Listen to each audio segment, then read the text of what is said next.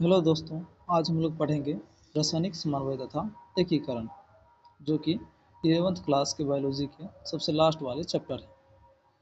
चलिए पढ़ते हैं। आप अध्ययन कर चुके हैं कि तंत्रिका तंत्र विभिन्न अंगों के बीच एक बिंदु दर बिंदु द्रुत समन्वय का कार्य करता है। तंत्रिकीय समन्वय काफ़ी तेज लेकिन अल्प अवधि का होता है। तंत्रिका तंतुओं द्वारा शरीर की सभी कोशिकाओं का तंत्रिकायन नहीं होने के कारण कोशिकीय क्रियाओं के लिए तथा निरंतर नियमन के लिए एक विशेष प्रकार के समन्वय की आवश्यकता होती है। यह कार्य हार्मोन द्वारा संपादित होता है। तंत्रिका तंत्र और अंतःस्रावी तंत्र मिलकर शरीर क्रियात्मक कार्यों का समन्वय और नियंत्रण करते हैं। अंतःस्रावी ग्रंथियां और हार्मोन। अंतःस्रावी ग्रंथियों में नलिकाएं नहीं होती है, अतः वे नलिका विहीन ग्रंथियां कहलाती है। इनके स्राव हार्मोन कहलाते हैं। हार्मोन की चिरस्मृत परिभाषा के अनुसार हार्मोन अंतःस्रावी ग्रंथियों द्वारा स्रावित रक्त में मुक्त किए जाने वाले रसायन हैं, जो दूरस्थ लक्ष्य अंग तक पहुंचाए जाते हैं।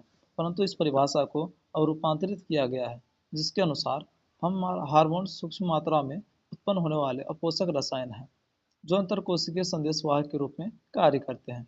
इस नई परिभाषा के अंतर्गत सुनियोजित अंतःस्रावी ग्रंथियों से स्रावित हार्मोन के कई नए अणु भी सम्मिलित हो जाते हैं। अकशेरुकियों में कम हार्मोन के साथ एक सरल अंतःस्रावी तंत्र होता है, जबकि कशेरुकियों में कई रसायन हार्मोन की तरह कार्य कर उसमें समन्वय स्थापित करते हैं। यहाँ मानव अंतःस्रावी तंत्र का वर्णन किया गया है। मानव अंतःस्रावी तंत्र। अंतःस्रावी ग्रंथियां और शरीर के विभिन्न भागों में स्थित हार्मोन स्रावित होने वाले ऊतक कोशिकाएं मिलकर अंतःस्रावी तंत्र का निर्माण करते हैं।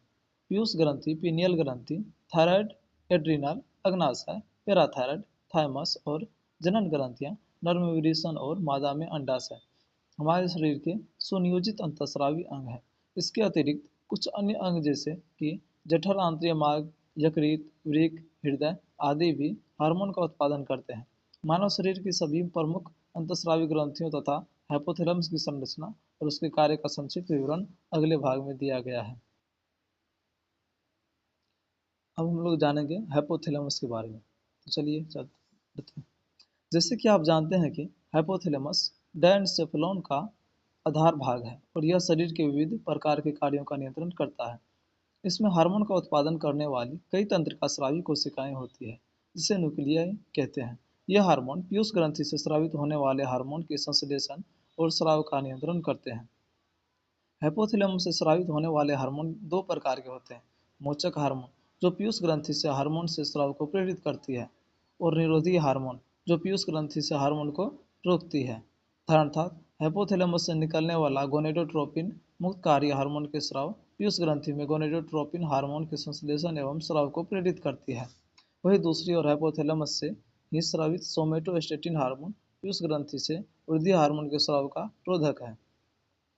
यह हार्मोन हाइपोथैलेमस की तंत्रिका कोशिकाओं से प्रारंभ होकर तंत्रिकाक्ष होते हुए तंत्रिका सिरों पर मुक्त कर दिए जाते हैं। यह हार्मोन निवाहिका परिवहन तंत्र द्वारा पीयूष ग्रंथि तक पहुंचते हैं और अग्र पीयूष ग्रंथि के कार्यों का नियमन करते हैं।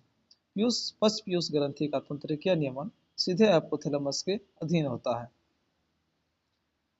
पीयूष ग्रंथि। पीयूष ग्रंथि एक सेला टर्सिका नामक अस्थिल गुहा में स्थित होती है और एक वृंत द्वारा हाइपोथैलेमस से जुड़ी होती है। आंतरिकी के अनुसार पीयूष ग्रंथि एडिनोहाइपोफाइसिस और न्यूरोहाइपोफाइसिस नामक दो भागों में विभाजित होती है।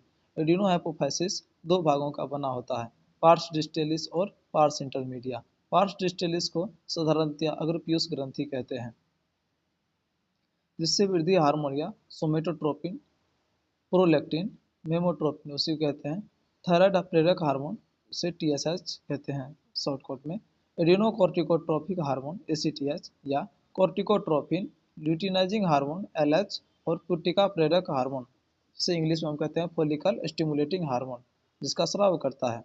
पार्स इंटरमीडिया एकमात्र हार्मोन लेनोसाइट प्रेरक हार्मोन एमएसएच या इसे हम मिलेनोसाइट स्टिमुलेटिंग हार्मोन भी कहते हैं, जिसका स्राव करता है। यद्यपि मानव में पार्स इंटरमीडिया पार्स डिस्टेलिस में लगभग जुड़ा होता है। न्यूरोहाइपोफाइसिस या पश्च पीयूष ग्रंथि या हाइपोथैलेमस द्वारा उत्पादित किए जाने वाले हार्मोन ऑक्सीटोसिन और वेसोप्रेसिन का संग्रह और स्रावन करती है। ये हार्मोन वास्तव में हाइपोथैलेमस द्वारा संश्लेषित होते हैं और तंत्रिका से होते हुए पश्च पीयूष ग्रंथि में पहुंचा दिए जाते हैं। वृद्धिकारी हार्मोन, जिसे हम इसमें ग्रोथ हार्मोन भी कहते हैं, के अतिस्राव से शरीर की असामान्य वृद्धि होती है, जिसे जैगेंटिज या अतिकायता कहते हैं, और इसके अल्पस्राव से वृद्धि अवरुद्ध हो जाती है, जिसे पिट्यूटरी ड्वार्फिज्म या बौनापन या वामनता कहते हैं। वयस्कों में विशेष रूप से मध्य आयु वर्ग के लोगों में वृद्धिकारी हार्मोन के अतिस्राव से अत्यधिक विकृति विशेषता चेहरे की हो जाती है, जिसे अतिकायता या एक्रोमेगेली कहते हैं। इससे गंभीर जटिलताएं उत्पन्न हो सकती है तथा यदि नियंत्रित न किया गया तो समय से पूर्व मृत्यु भी हो सकती है। जीवन के प्रारंभिक काल में रोग की पहचान बहुत कठिन है तथा अधिकतर मामलों में अनेक वर्षों तक रोग का पता ही नहीं चलता है, जब तक कि बाह्य अभिलक्षण दिखाई नहीं देने लगते हैं। प्रोलैक्टिन हार्मोन स्तन ग्रंथियों की वृद्धि और उसमें दूध निर्माण का नियंत्रण करता है। थायराइड प्रेरक हार्मोन थायराइड ग्रंथियों पर कार्य कर उनसे थायराइड हार्मोन के संश्लेषण और स्रावन को प्रेरित करता है। उसी प्रकार एड्रीनोकोर्टिकोट्रोपिक हार्मोन एड्रिनल वल्कुट पर कार्य करता है और इसे ग्लूकोकोर्टिकोइड्स नामक स्टेरॉयड हार्मोन के संश्लेषण और स्रावन के लिए प्रेरित करता है। ग्लूकोकोर्टिकोइड्स मुख्यतः कोर्टिसोल होते हैं, जिसे हम अब इस चैप्टर के लास्ट में पढ़ेंगे। ल्यूटिनाइजिंग और पुट्टिका प्रेरक हार्मोन जननांगों की क्रिया को प्रेरित करते हैं और लिंगी हार्मोन का उत्पादन करते हैं, अतः गोनेडोट्रोपिन कहलाते हैं। नरों में ल्यूटिनाइजिंग हार्मोन एंड्रोजन नामक हार्मोन के संश्लेषण और स्राव के लिए प्रेरित करता है। इसी तरह नरों में पुट्टिका प्रेरक हार्मोन और एंड्रोजन शुक्रजनन को नियंत्रित करता है। मादाओं में ल्यूटिनाइजिंग हार्मोन पूर्ण विकसित पुट्टिकाएं ग्राफियन पुट्टिका से अंडोत्सर्ग को प्रेरित करता है और ग्राफियन पुट्टिका के बचे हुए भाग से कॉर्पस लुटियम बनाता है। पुट्टिका प्रेरक हार्मोन मादाओं में अंडाशयी पुट्टिकाओं की वृद्धि और परिवर्धन को प्रेरित करता है। मेलेनोसाइट प्रेरक हार्मोन मेलेनोसाइट्स मेलेनिन युक्त कोशिकाएं पर क्रियाशील होता है तथा त्वचा की वर्णकता का नियमन करता है। ऑक्सीटोसिन हमारे शरीर की चिकनी पेशियों पर कार्य करता है और उनके संकुचन को प्रेरित करता है। मादाओं में यह प्रसव के समय गर्भाशय पेशियों के संकुचन और दूध ग्रंथियों से दूध के स्राव को प्रेरित करता है। वेसोप्रेसिन मुख्यतः वृक्क की दूरस्थ संवलित नलिका से जल एवं आयनों के पुनर्अवशोषण को प्रेरित करता है, जिससे मूत्र के साथ जल का ह्रास डाययूरेसिस कम हो। अतः इसे प्रतिमूत्रल हार्मोन या एंटी डायूरेटिक हार्मोन एडीएच भी कहते हैं। एडीएच के संश्लेषण अथवा स्रावन को प्रभावित करने वाली विकृति के परिणाम स्वरूप वृक्क की जल संरक्षण की क्षमता में ह्रास होता है। फलतः जल का ह्रास एवं निर्जलीकरण हो जाता है। इस अवस्थिति को उदकमेह या डायबिटीज इंसिपिडस कहते हैं।